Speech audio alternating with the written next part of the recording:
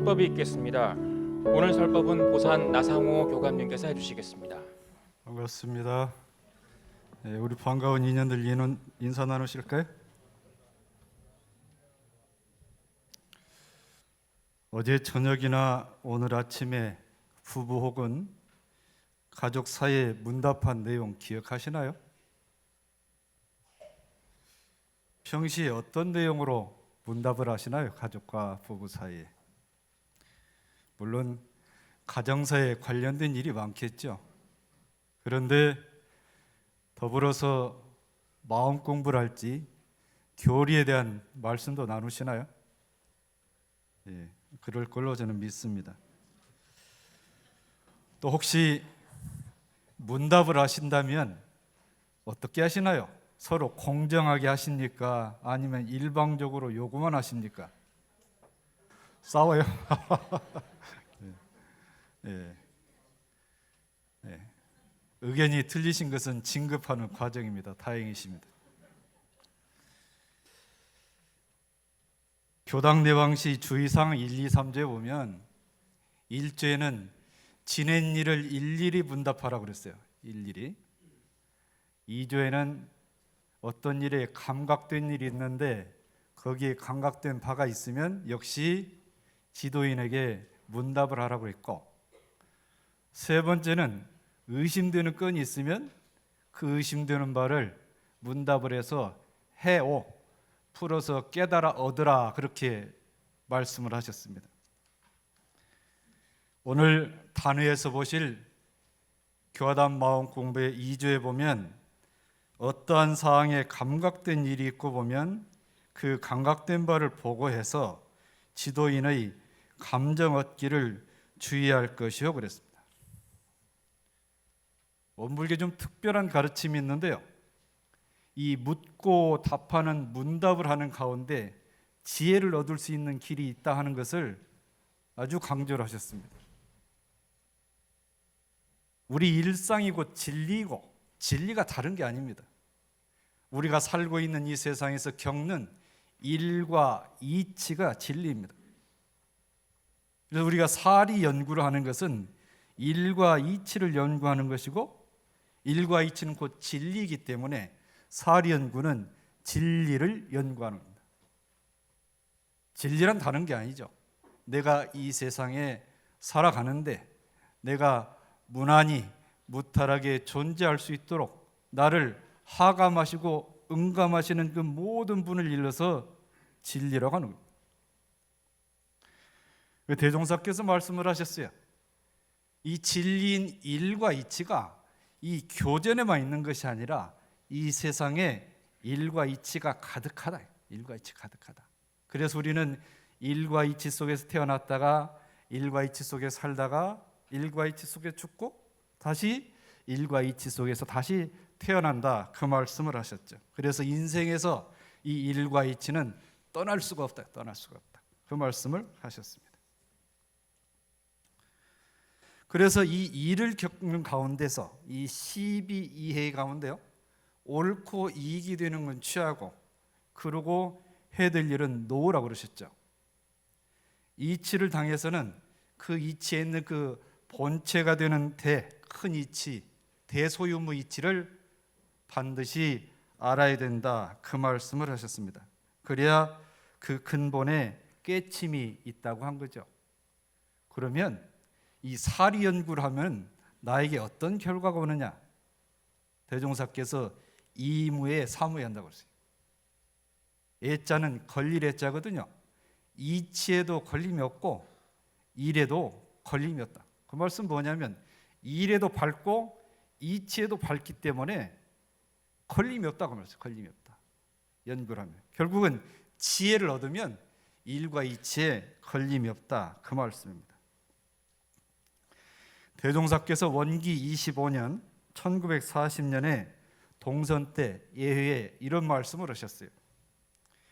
내가 이번에 부산에 갔는데 부산 회원들이 공부하는 것을 들으니까 일주일간 집에서 공부를 하다가 의문심이 생기면 노트에 적어 와가지고 교당에 와서 교무에게 여쭤봐서 그 답을 듣고 가더라.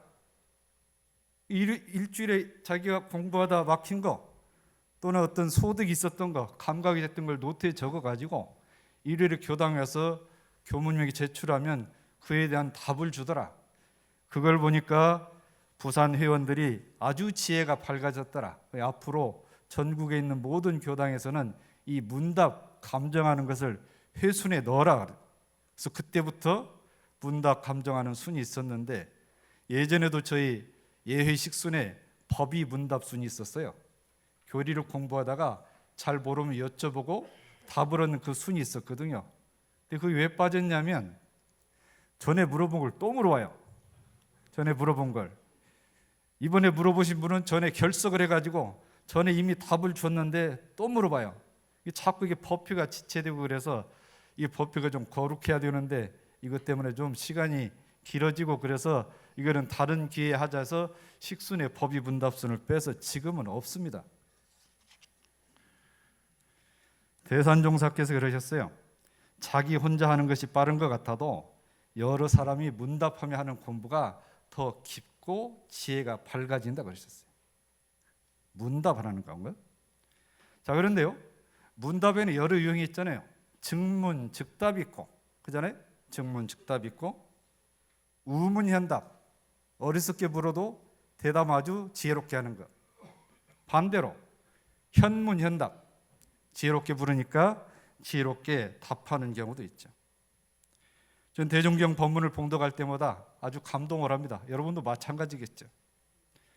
대종경 법문을 배우면 법문에 따라서 증문, 즉답을 하시기도 하고, 때로는 여러 대답을 듣는 가운데 마지막에 대답을 하시기도 하고, 좀 어리석게 물었다 싶은데 아주 기가 막히게 지혜로운 답을 주시고, 역시 제자가 지혜로운 질문을 하니까 지혜로운 답을 주시기도 그렇게 하셨습니다.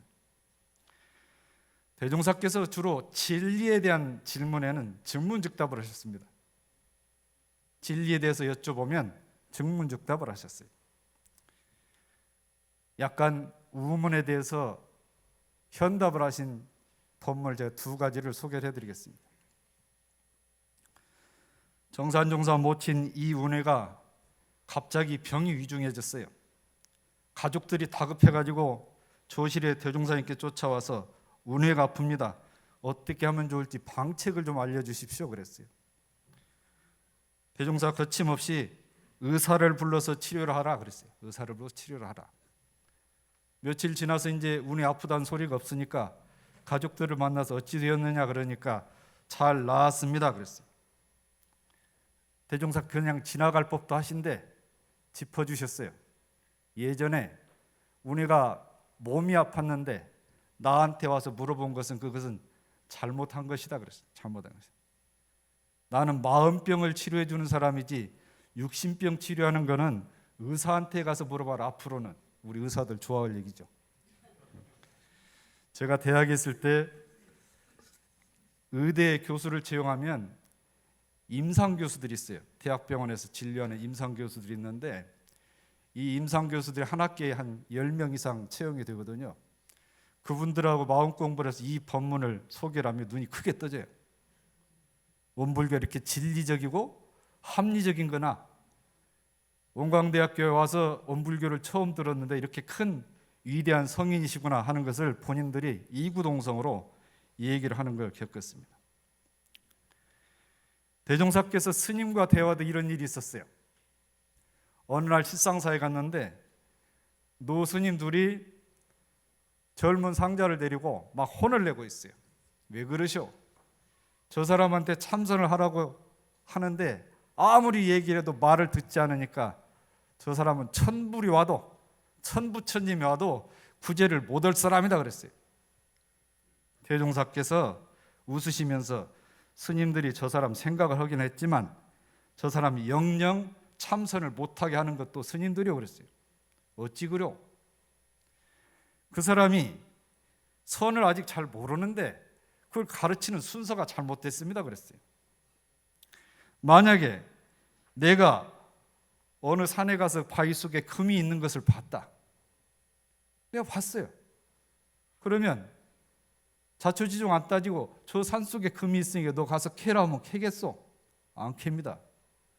내가 먼저 캐가지고 그걸 이용해서 내가 부자가 되면 그 사람이 와서 물을 거 아니요. 물으면 저 산에 금이 있어 캐가지고 내가 부자가 됐다면 그때는 더 얘기 안 해도 그 사람이 쫓아가서 캘 거 아니요. 그거 마찬가지입니다.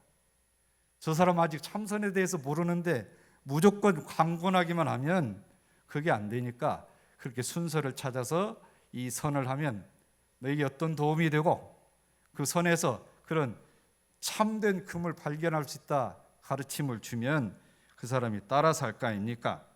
그렇게 말씀을 하셨습니다. 스님들이 말하기를 선생께서 제도하는 방법은 참 넓고 큽니다 그랬어요. 참 넓고 큽니다. 또 이런 법문하셨죠. 제자들의 길을 살려주는 법문하셨어요. 제자들의 길을 살려주는 법문이 여러 법문이 있는데 공통적이 있어요. 그대들은 그렇게 생각하는데 그 생각도 옳은데 내 말도 한번 들어봐라. 틀렸다가 아니고 그대들 생각 온전한데 더불어서 덧붙여서 내 생각도 한번 들어봐라 그러셨어요. 항상 무시하지 않으셨어요. 한 번은 대중들한테 그대들이 여기서 무엇을 배웠냐고 물으면 어떻게 대답을 할 것인가? 제자들이 여러 대답을 했어요. 3대력 공부를 한다고 하겠습니다.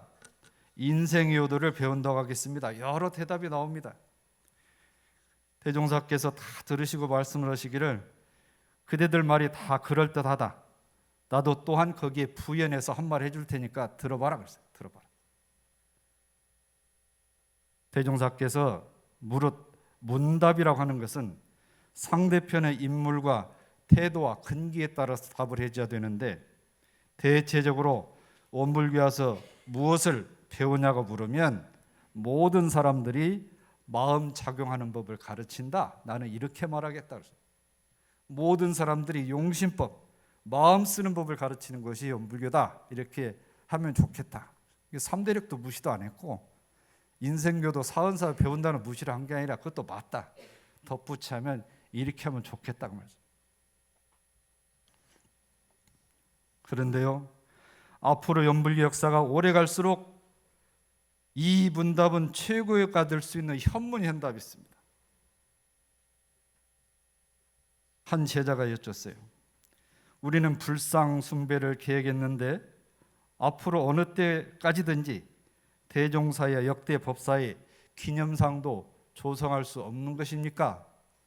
여쭈니까 기념상으로 조성을 해서 그 유공한 밤을 기릴 수는 있지만 절대 신앙의 대상으로는 하지 마라 그랬습니다.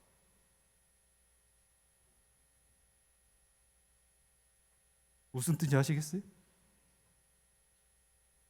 대종사님 때가 좋아서요, 서가모니 부처님보다 실물 사진이 정확하게 있습니다. 대종사님 상을 하면 세계 어디다 둬도 똑같은 불상을 모실 거 아니에요? 안 그래요? 지금 부처님 상 다 다르잖아요. 나라마다 하나도 다르지 않는 하나의 상을 모실 텐데 그럼에도 불구하고 내 상을 기념상으로 조성할 수는 있지만 나를 신앙의 대상으로 하지 말아요. 신앙의 대상은 우주만유의 본원이고 모든 부처님 마음자리인 저 법신불 이론상을 신앙의 대상을 했다. 신앙의 대상.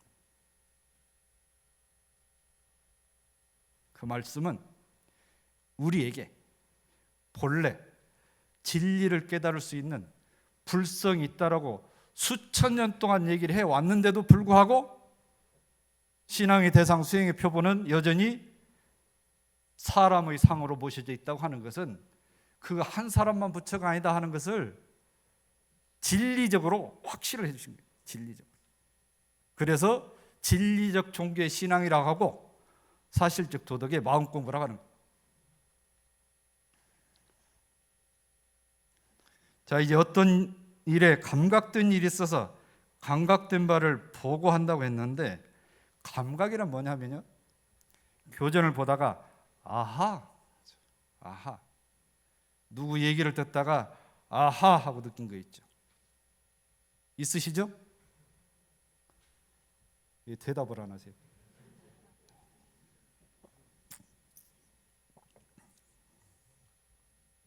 그 아하하고 얻은 것이 바로 감각이에요. 아하하고 얻은 것. 불가에서 지혜를 얻는 길 세 가지가 있어요. 들어서 알게 된 들을 문자 문해, 생각해서 생각할 사자를 써서 사해는 뭐냐면 사유를 해서 아는 지혜가 사해입니다.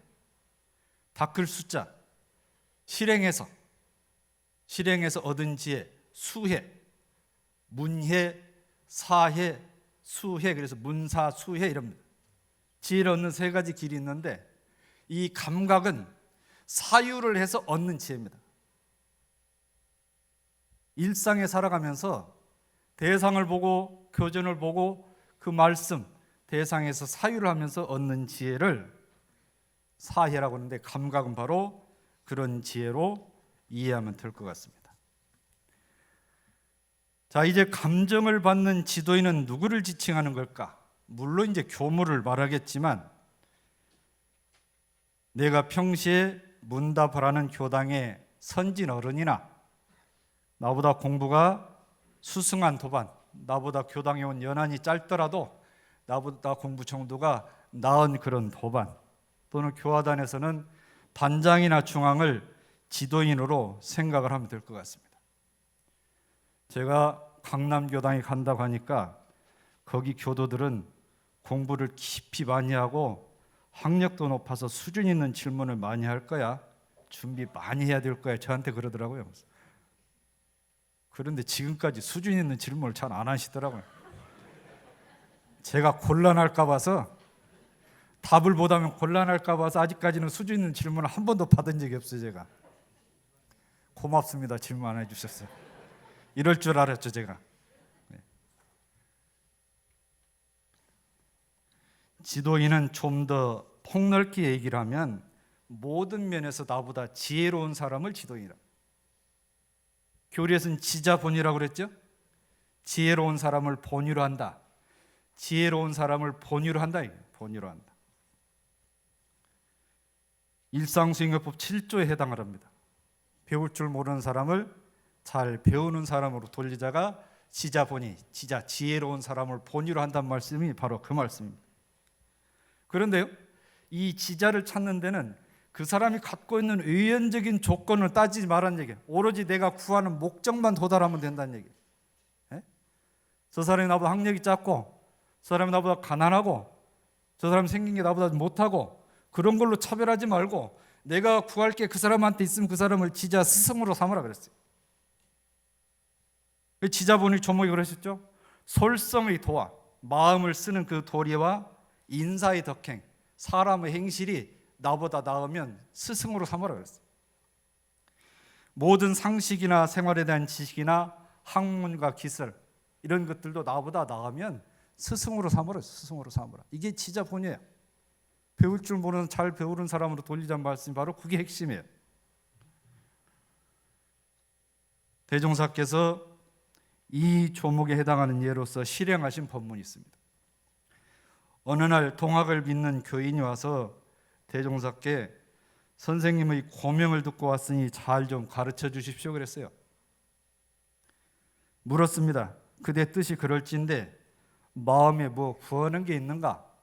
물었어요. 어찌하면 지식이 넓어질 수 있습니까? 물으니까 그대가 나를 찾아와서 묻는 것이 곧 지식을 넓히는 법이다 그랬어요.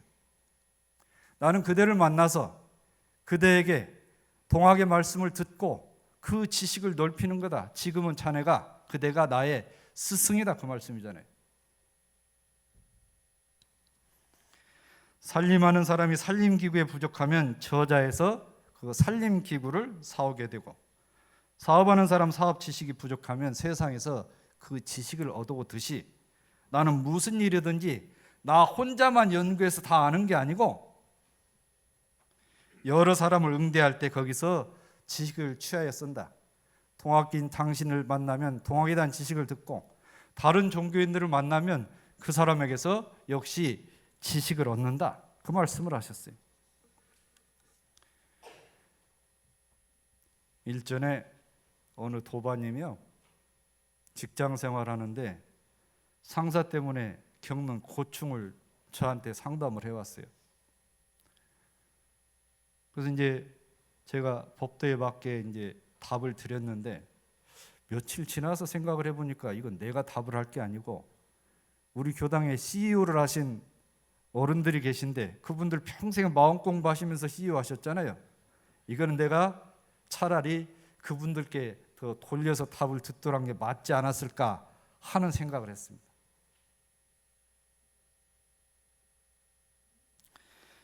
눈을 크게 뜨고 귀를 기울이면 스승이 곳곳에 계십니다. 눈을 크게 뜨고 귀를 기울이면 스승이 곳곳에 계십니다. 정산종사께서 법문하셨습니다.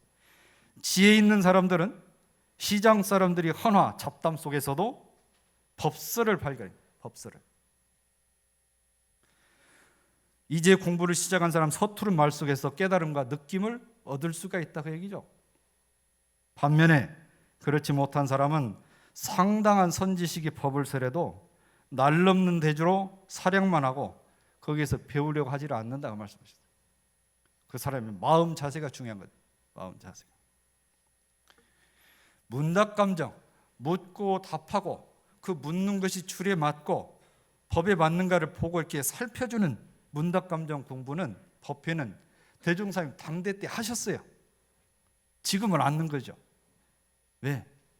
지금 그런 거라면 교당 안 나온다고 그러니까. 왜 피곤하게 하냐고. 교당 편하게 그냥 몸만 왔다 갔다 하려고 그러는데 뭘 질문하고 답을 하라고 그러냐. 에? 제가 처음에 공정하게 문답하냐고 그랬잖아요. 공정하게. 공정하게 하는 건 뭐냐면 본래 그 자리는 우리의 본래 마음자리는 공정합니다. 나타난 것도 공정하게 나타나야 되니까 서로 모자라면 채워주는 게 공정한 거예요. 채워가지고 가는 게 공정한 거라.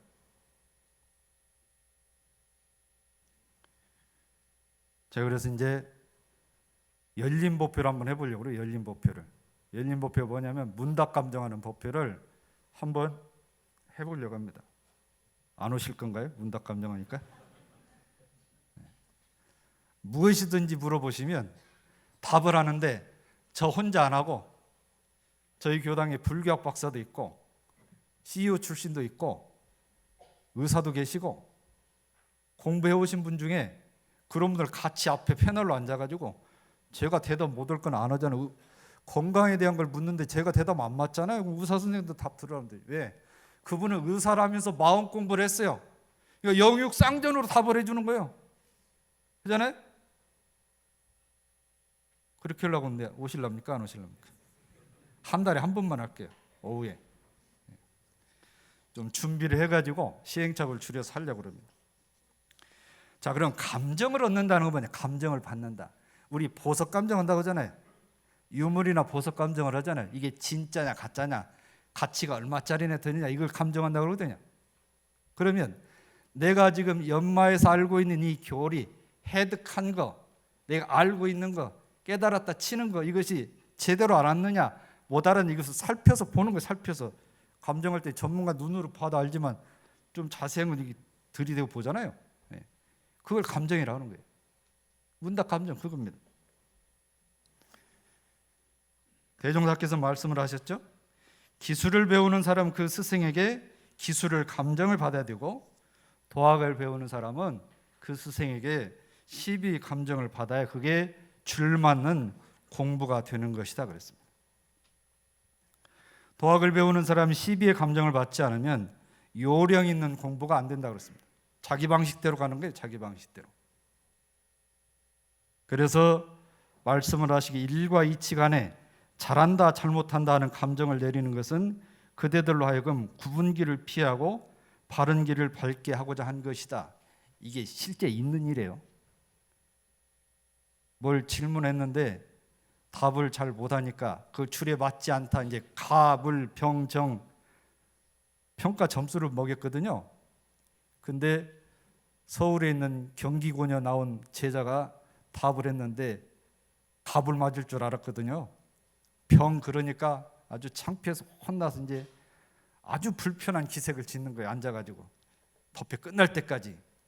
그러니까 대종사께서 이 말씀 하신 거예요. 이 말씀을.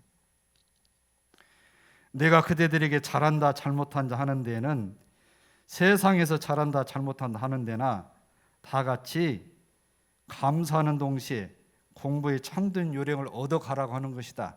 그 말 한마디 했다고 그렇게 삐쳐가지고 있으면 내가 너희를 어떻게 지도를 하겠느냐, 그런 한탄스러운 말씀을 하신 본문이 있어요. 저는 그러진 않을 겁니다.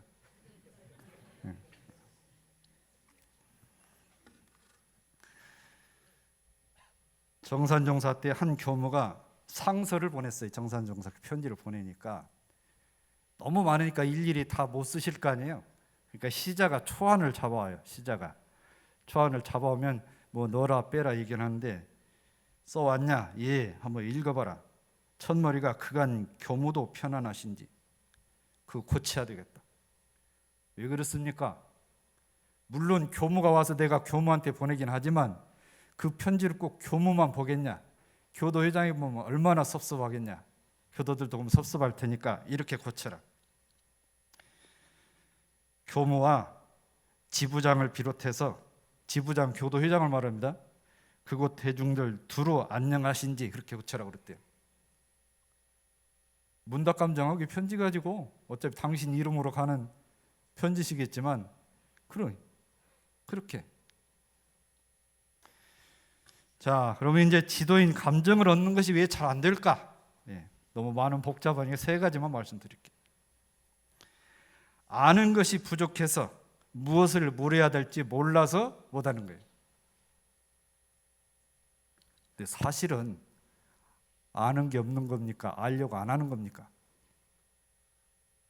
둘 중에 하나죠. 아는 게 없는 것인지 알려고 안 하는 것인지 그건 분명히 하셔야 돼요. 아는 게 없어서 안 물어봅니까? 알려고 안 해서 안 물어봅니까? 그것이 중심입니다. 유론상 서문은 이 법신불 유론상을 채받아서 사리를 원만하게 하는 공부를 했잖아요. 일과 이치를 원만하게 하는 공부를 한다면, 이 말씀이잖아요. 아이고 안분하라고 했는데 공부도 그렇지, 나 이 정도면 됐어, 더 욕심 안 부릴래,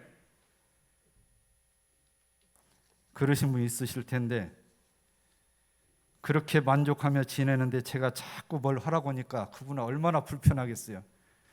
다음 생에 제가 과부 받을런가요? 불편하게 해서.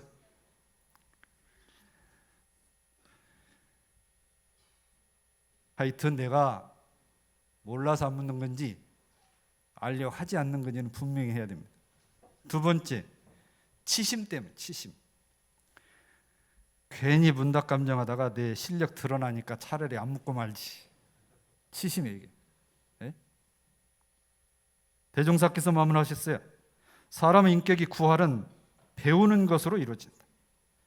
마치 벌이 꿀을 모는 것 같이 어느 방면 어느 계급 사람이라도 내가 필요한 지식이 그 사람에게 있으면 그 사람이 사정을 가리지 말고 무조건 가서 하심하고 배워라 그러셨어요. 배워라.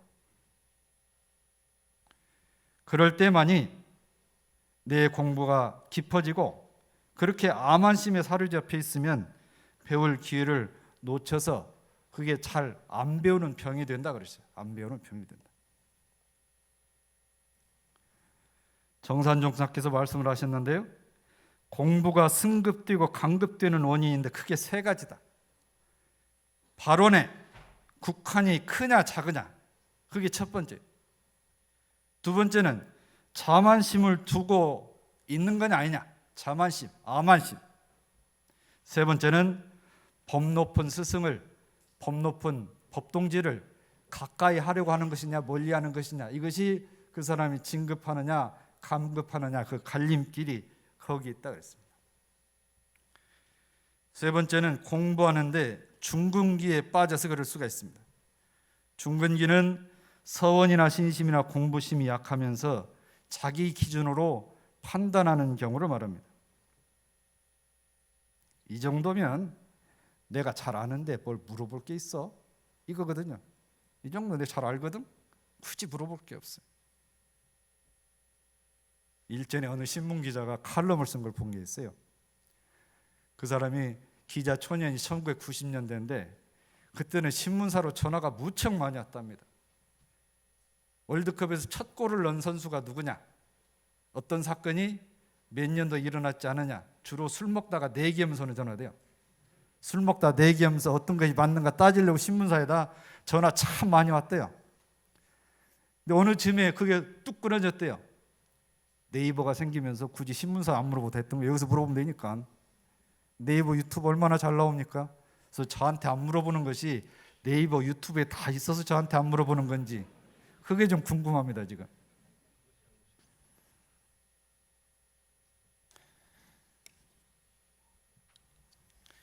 그리해서 우리가 공부를 잘 차근차근 해서 그 공부심이 깊어져야 됩니다. 교당에 오면 문답, 감정, 묻고 답하고. 물을 때는 뭘 묻습니까? 내가 지금 감각했다고 알았다고 생각하는데 이것이 줄에 맞는 건지 잘못된 건지 그걸 바로 잡고 가야 가죠. 틀어진 상태에서 가면 그쪽으로만 갈 거 아니에요. 이렇게 잘못됐으면 이렇게 잡아줄 거 아니에요. 제가 이리 가야 된다고. 내 이만큼 알았으니 나 이대로 쭉 가려면 계속 그쪽 멀리 가잖아요. 문답 감정이 지혜를 얻는 길이다 하고 대종사께서 말씀을 하셨습니다. 저도 문답 감정을 하면 괴롭질 않습니다. 오히려 행복합니다. 제 공부거리가 많이 오거든요. 어떤 분은 그래요. 엊그제 저하고 식사를 하는데 이 얘기를 한참 하다가 잠깐 이 얘기하면 교감 또 법에서 또 하는 얘기 아니고 그래요. 제가 이름은 안 밝히거든요. 당사자하고 둘밖에 안 들었으니까 우리 같은 공부거리로 제가 얘기를 하는 거지 누구 허물 얘기하려고 한 적이 없어요. 문답 감정을 하시면 저도 공부가 많이 됩니다. 저한테 많이 좀 물어주세요. 물어주면 답을 줄게요. 준비가 돼 있어요. 저 그거 전혀 괴롭게 생각 안 하니까 비심당 문턱이 다 닳도록 와서 물어주시든지 이메일로 물어주셔도 되고 요즘 카톡으로 물어도 되잖아요.